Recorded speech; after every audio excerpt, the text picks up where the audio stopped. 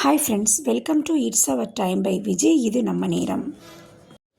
அருவ வழிபாட்டிற்காக அத்வைத மதம் ஸ்தாபித்த ஆதிசங்கரர் உருவ வழிபாட்டு பக்தர்களுக்காக ஷண்மதம் என்று 6 வகை வழிபாடுகளை கூறுகிறார்.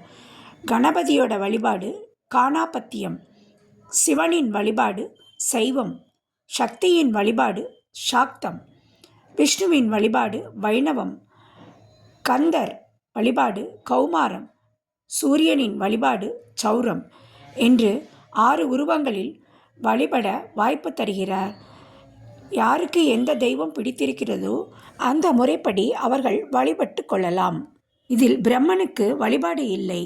ஒரே பிரம்மம் வெவ்வேறு உருவம் தரிக்கிறது. சர்க்கரையின் தித்திப்பு தான் எல்லாவித தித்திப்பு பண்டங்களிலும் உள்ளன.